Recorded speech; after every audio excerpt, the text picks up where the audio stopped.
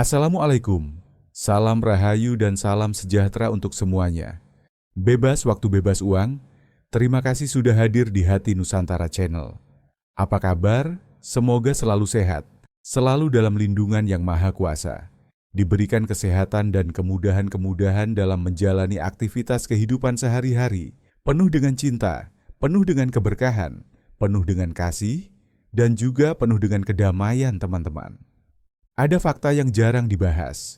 Uang cepat datang ke orang yang tenang dan cepat menjauh dari yang penuh takut.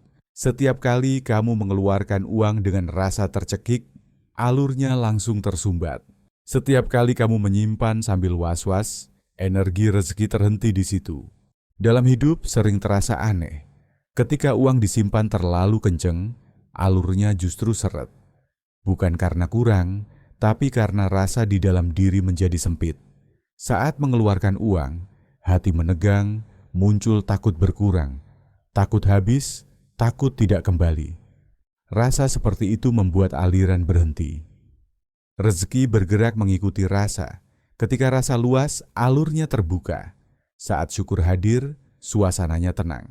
Uang datang, lewat dulu, lalu muncul lagi dalam bentuk lain. Begitu cara energi berjalan. Ada yang berhemat karena sadar kebutuhan.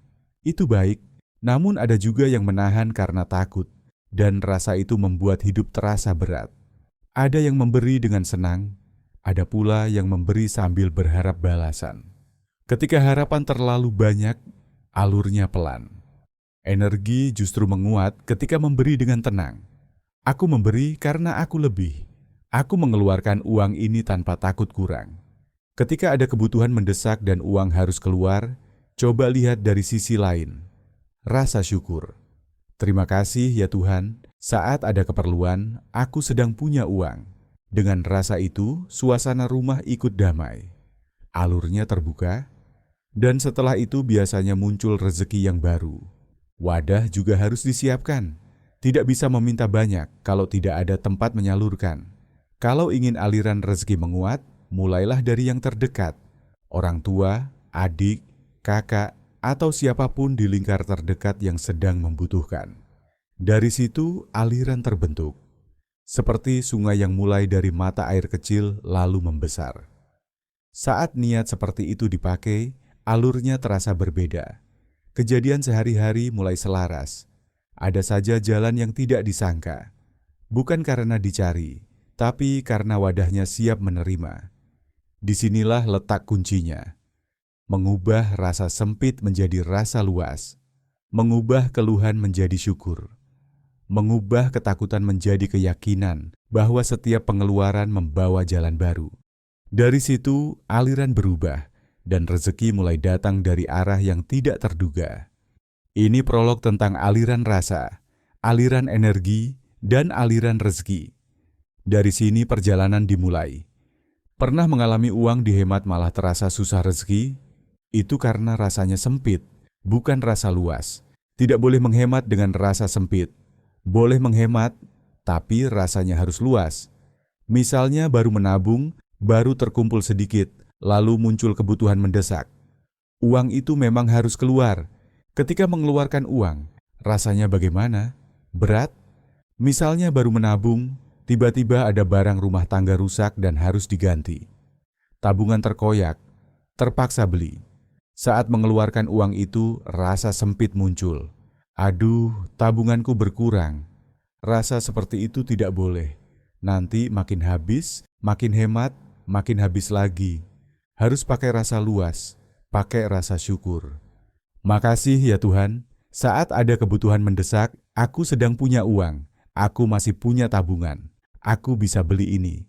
Ketika mengeluarkan uang dengan rasa syukur, suasana rumah senang, hati tenang, dan nanti diganti lagi dengan yang baru. Semua tergantung rasa. Penting menjaga kestabilan rasa. Awal bulan, saat membayar kebutuhan bulanan, harus tetap senang.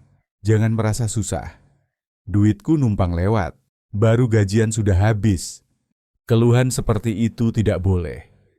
Gunakan rasa syukur. Makasih ya Tuhan, sudah gajian. Makasih ya Tuhan, uangnya ada. Makasih ya Tuhan, aku masih mampu membayar kebutuhan. Dengan rasa syukur, nanti datang lagi yang baru. Begitu datang lagi, bersyukur lagi. Begitu terus, akhirnya tabungan naik. Jadi jangan sampai menghemat dengan rasa sempit. Mungkin pernah merasakan, kita menghemat karena tahu apa yang dibutuhkan. Mau ini, mau itu. Tidak terlalu penting, aku tahan dulu. Itu bagus, bukan karena tidak mampu, tetapi memang belum butuh. Biasanya tabungan naik. Tapi kalau menghemat dengan rasa takut, jangan dulu, nanti uangku habis, baru kutabung susah-susah, sudah mau terpakai lagi. Hati jadi berat, itu yang membuat susah. Saat berbagi, rasanya juga harus luas. Aku bisa memberi, aku sedang cukup, aku senang memberi, aku tidak takut kurang. Dengan rasa itu, nanti diganti lagi. Jika mengharap diganti lebih dulu, itu masih ada maunya. Lebih baik merasa luas dulu. Aku keluarkan uang ini. Aku tidak miskin, aku tidak susah, aku masih lebih. Itu yang enak. Saat amarah muncul, energi bocor. Fokus hanya pada marah dan tidak stabil. Kalau itu terjadi, usaha juga ikut turun. Usaha seperti tanaman. Kalau tidak disiram, layu. Untuk menguatkan energi di usaha, hati harus tenang dulu. Energi luas muncul ketika yakin bahwa jika memberi, akan datang lagi. Kalau masih berharap banyak, rasanya belum stabil. Bagaimana energi bisa bocor? Karena amarah. Rasa fokus pada benci dan marah, sehingga usaha kurang tenaga. Agar hati tidak sering runyam, harus menerima proses dulu. Bukan sekadar menerima, tapi juga membaca hikmah. Apa pelajarannya? Apa yang bisa diperbaiki? Wadah juga harus diperbesar. Jangan hanya meminta banyak, tapi siapkan wadah untuk menyalurkan. Tuhan tidak memberi banyak kalau tidak ada wadah. Maksudnya, harus ada yang bisa disantuni. Ya Tuhan, lancarkan usaha. Kalau hasilnya banyak, aku mau salurkan ke banyak tempat. Kalau niatnya ke situ, rezeki pasti datang. Tapi kalau meminta hanya untuk diri sendiri, itu yang sulit. Beri aku rezeki banyak biar aku makin enak. Itu tidak dikasih, tidak ada wadahnya. Ini sebuah pengalaman, mudah-mudahan bisa dicontoh juga untuk yang lain. Sebelumnya sudah dibahas di video lalu tentang pertukaran energi untuk kelimpahan.